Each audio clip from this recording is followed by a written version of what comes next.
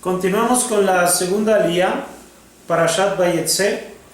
Vamos a dar comienzo en el capítulo 29, versículo 1, y vamos a llegar al versículo 17. Leemos en la Torah. Alzó Jacob sus pies y fue a la tierra de los hijos de Oriente. Al llegar vio aquí, había un pozo en el campo, y aquí que allí estaban 3 rebaños de ovejas agazapados junto a él, porque pozo aquel se daba de beber a los rebaños. Y había una piedra grande sobre la boca del pozo. Se reunían allí todos los rebaños y hacían rodar la piedra de sobre la boca del pozo y daban de beber a las ovejas. Luego devolvían la piedra sobre la boca del pozo a su lugar. Le dijo a ellos Jacob: hermanos míos, ¿de dónde son ustedes? Y le contestaron: de Harán somos nosotros. Y les dijo: ¿acaso conocen a Labán, hijo de Nahor? Y le contestaron: lo conocemos. Y les dijo: ¿está en paz? Y le contestaron: está en paz. Y aquí Rachel, su hija, estaba viniendo con las ovejas. Y entonces dijo: he aquí todavía el día es grande, no es momento de reunir el ganado. Den de beber a las ovejas y vayan a pastorear. Le contestaron: no podemos hasta que se reúnan todos los rebaños para hacer rodar la piedra de sobre la boca del pozo para dar de beber a las ovejas. Todavía estaba hablando con ellos cuando Rachel llegaba con las ovejas de su padre, pues pastora era ella. Sucedió que cuando vio Jacob a Rachel, hija de Labán, hermano de su madre, y a las ovejas de Labán, hermano de su madre, se acercó Jacob, hizo rodar la piedra de sobre la boca del pozo y dio de beber a las ovejas de Labán, hermano de su madre. Dio un beso Jacob a Rachel, alzó su voz y lloró. Y contó Jacob a Rachel que él era hermano de su padre y que también hijo de Ribca era él. Ella corrió y lo refirió a su padre. Entonces fue cuando oyó Labán la noticia que vino Jacob, hijo de su hermana, corrió a su encuentro, lo abrazó, lo besó y lo trajo a su casa. Y contó a Labán todas estas cosas. Le dijo Labán: ciertamente hueso mío y carne mía eres tú. Y habitó con él un mes. Entonces dijo Labán a Jacob: ¿acaso porque tú eres mi hermano me has de trabajar gratis? Dime, ¿cuál será tu salario? Y Labán tenía 2 hijas. El nombre de la mayor, Lea, y el nombre de la menor, Rachel. Pero los ojos de Lea eran débiles, mientras que Rachel era de bellos rasgos y de bello aspecto. Bien, esta es la segunda aliyá, y habla del momento en el cual Jacob ya ha llegado a la tierra de Harán, en donde se encuentra la familia materna. A donde se presenta inmediatamente al llegar a Harán, pues es al pozo donde abrevan el ganado de la región, del lugar de Harán.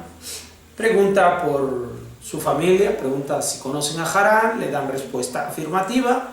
En eso están hablando cuando llega Rachel. Rachel era la pastora del ganado de su padre, o sea, la pastora de la familia. Y Jacob, de inmediato, con tantas atenciones, le ayuda a Rachel en el cuidado de los animales. También hace rodar la piedra del pozo, sacan agua y finalmente abrevan los animales. Se presenta bien, ya después ante Rachel, la besa, la abraza, muchas expresiones de cariño y de contento porque pues finalmente ha llegado al lugar al que sus padres le han indicado. Inmediatamente también Rachel le va a hacer saber la noticia a su familia. Corriendo van a recibir también a Jacob y pasa un cierto tiempo Jacob con ellos. Se presenta para vivir por un mes primeramente. Después de ese mes, como invitado, le dice Labán: ¿acaso es correcto que tú estés aquí trabajando para mí y no recibas un salario? vamos a concertar un salario para que tú estés aquí entre nosotros. Esto fue una ocasión perfecta para que Jacob tuviera la oportunidad de expresar la verdadera razón de su venida, de acuerdo a lo que le habían indicado Isaac y Rivka, y solicitará entonces una extraordinaria petición para casarse con una de las hijas de Labán. Bueno, ¿qué aprendemos nosotros de esto? Como veníamos diciendo en la ley anterior, sale con un propósito y nunca lo olvida. Jacob nunca olvida cuál es la razón de su salida.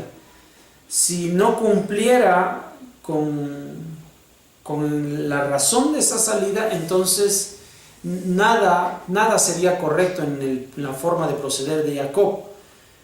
No pierde la mirada del objetivo.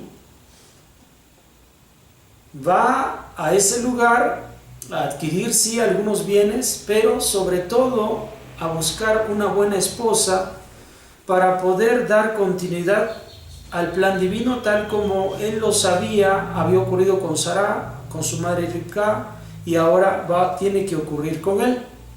Nunca saca la mirada del objetivo. Esto es lo que nosotros podemos aprender.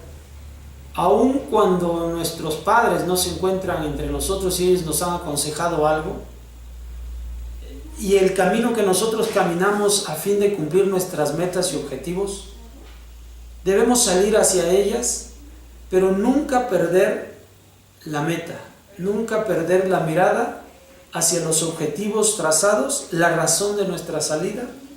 Y otra vez, una vez que podamos satisfacer las necesidades plenamente, entonces recordemos volver a donde nos corresponde para continuar con el plan que Akadosh Baruj Hu tiene para la descendencia de Abraham, de Isaac y de Jacob. Nos vemos para la tercera lía. Shalom.